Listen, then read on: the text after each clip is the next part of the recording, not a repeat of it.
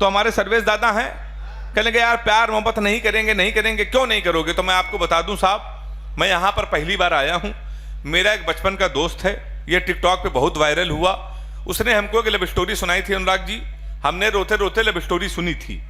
तब से हमने कसम खा ली न प्यार करेंगे न किसी को प्यार करने देंगे।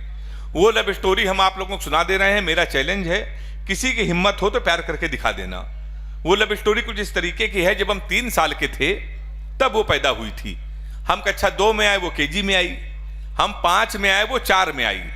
हम हाई स्कूल में आए, वो 9th में आई। हम इंटर में आए, वो फर्स्ट ईयर में आई। फिर हम एसएससी की तैयारी करने लगे। लड़के उत्तर प्रदेश में इंटर के बाद एसएससी आईआईटी करते हैं, तो हम एसएससी की तैयारी करने लगे। हम एसएससी की तैयारी कर रहे थे, वो फर्स्ट ईयर में आ गई। हम एसएससी की तैयारी कर रहे थे, वो इंटर में आ गई। हम एसएससी की तैयारी कर रहे थे, वो बीए में आ गई। हम एसएससी की तैयारी कर रहे थे, वो एमए में आ गई। हम एसएससी की तैयारी कर रहे थे, उसने बीएड कर लिया।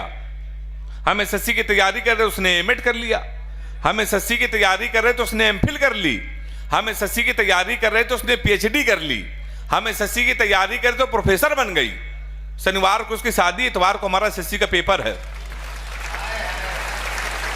अब हिम्मत हो तो प्यार करके दिखा देना आप लोग हैं। तो आप कभी आप प्यार नहीं कर सकते हैं तो मैं साहब मैं बहुत दूर रहता हूं। हम लोग तो हास्य कवि हैं, हम लोगों को सीरियस नहीं लेता। और हम लोगों की शादी इसलिए नहीं होती हास्य कवि, रिश्ते घर पे आते हैं, केवल इतना पता चल जाए लड़का हास्य कवि, रिश्ते वहीं से भाग जाते हैं। तो एक रिश्ता हमारे यहाँ आया, तो लड़की की माँ ने हमारी माँ से पूछा लड़का क्या करता है? तो हमारी माँ ने कहा कवि है। बोले उनके पिताजी क्या करते हैं? बोले वो भी कवि। बोले उनके पिताजी? बोले वो भी कवि। बोली क्या घर में कोई इंसान नहीं है? रिश्ता लौट गया। 1 महीने बाद फिर एक रिश्ता आया, फिर लड़की के माँ ने पूछा लड़का क्या करता है? तो हमारी माँ ने कहा कवि। उन्होंने कहा शादी मंजूर। अच्छा कवि के नाम से कई रिश्ते लौट गए थे। हमारी माँ ने कहा मंजूर क्यों? वो बोली जोड़ी बहुत अच्छी रहेगी, आपका लड़का कवि, हमारी लड़की पागल है। तमाम रिश्ते हमारे लौट गए। तो हमने आदरणीय सर्वेश अस्थाना जी को हाथ दिखाया। दादा जितने बड़े कवि हैं उतने बड़े ज्योतिषाचार्य हैं, हाथ देख लेते हैं। तो हमने दादा को हाथ दिखाया। हमने कहा दद्दू हमारी शादी कब होगी? तो हमसे कहने लगे 2035 तक कोई मुहूर्त नहीं है।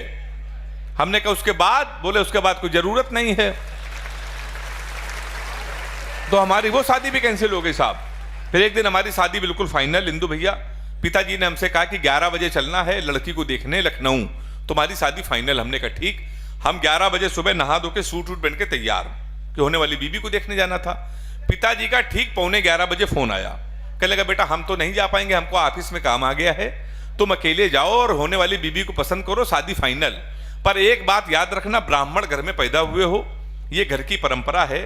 पहली बार किसी के घर जाते हैं तो खाली हाथ नहीं जाते हैं, कुछ लेके जाते हैं। तुम कुछ लेके चले जाना। हम कानपुर के, हम कट्टा लेके चले गए। सही बता रहा हूं मैं आपको। फिर 2.5 साल बाद जमानत हुई हमारी, तो जमानत के बाद भी हमारे रिश्ते आए। फिर एक दिन हमारी शादी हो गई।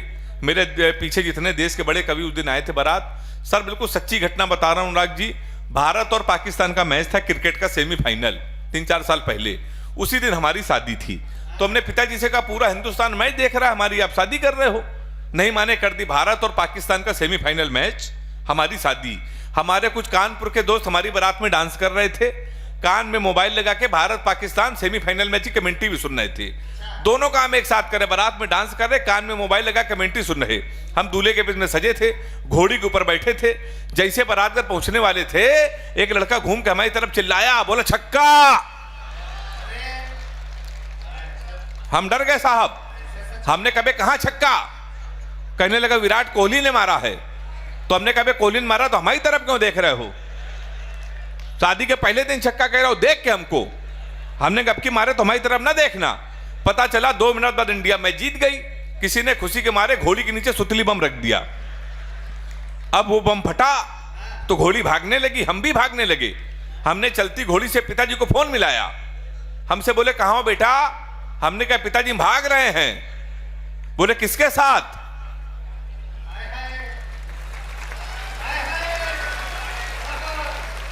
ताली तो आप लोग ऐसे बजा रहे इसमें बारात आए थे। हमने कहा घोड़ी के साथ। बोले बे शर्म नहीं आती? भागना तो किसी लड़की के साथ भाग जाते। हमने कहा पिताजी वो बहक गई थी। कहने लगे आज घोड़ी बहकी है, कल को गधी बहकी तो उसके साथ भाग जाओगे। उन्होंने भाई साहब मोबाइल बंद कर लिया। 1 हफ्ते लगातार हम भागते रहे। एक हफ्ते बाद हमको होश आया तो हमने अपने आप को जंगल में पाया। वहाँ 4-5 आदमी खड़े थे। हमने कहा कानपुर का पता बता दो ना, बीबी को विदा कराना है। तो उन्होंने कहा देखो ऐसा है, हमारे यहाँ रामलीला का पाठ चल रहा है, ये राम है ये लक्ष्मण है, सूप नखा का रोल जिसे करना था नहीं आया, तुम सूप नखा का रोल कर लो। हमने कहा इसमें क्या करना पड़ेगा? बोला नाक कटवानी पड़ेगी। हमने कहा वो तो कट चुकी है। हमने उनकी बात मान ली। रात भर सूप नखा का रोल किया। सुबह 4 बजे हमारी आंख खुली, हमारे असली कपड़े गायब, वहां के आदमी गायब। सूप नखा के ड्रेस में पैदल पैदल हम अपने घर पे। हमारे पिताजी छज्जे के ऊपर खड़े थे। हमने कहा पिताजी पहचाना? उन्होंने हमारी माँ से कहा इसको कटोरा आटा दे दो। हमारे पिताजी नहीं पहचान पाए। हमने माँ के पुत्र हैं, बोले बेवकूफ मत बनाओ, हमारे 2 ही पुत्र एक इंजीनियर है कि नाक कटवा के घोड़ी के साथ भाग गया है। ससुराल गए तो हमारे साले ने भगा दिया। हमारे घर के सामने पुलिस थाना, थाने गए तो एसपी साहब बैठे थे। हमने उनके पैर छुए। हमने कहा हमारे साले खिलाफ FIR लिख लीजिए। कहने कि तुम ही हेमंत पांडे हो? हमने कहा हाँ। कहने कि तुम्हारे नाम पहले से FIR है घोड़ी के अपहरण की। तुमको 2 दिन का समय दे रहे हैं, अगर घोड़ी नहीं आई तो तुम जेल चले जाओगे। उत्तर प्रदेश की बड़ी घटना, एक व्यंग्य में कर रहा हूं, टिप्पणी में कर रहा हूं, टिप्पणी समझ में आ जाए तो पूरा सदन हाथ उठा के ताली बजा के बताना मेरा व्यंग्य आप तक पहुंचा। हमने उनके पैर छुआ। हमने कहा घोड़ी ढूंढ लाइए। कहेंगे पुलिस का काम है घोड़ी ढूंढना। हमने कहा ढूंढ लाइए। कहेंगे पुलिस के इतने बड़े अधिकारी घोड़ी ढूंढ लाए। हमने कहा एसपी साहब भैंस तो आप ढूंढ लाए थे।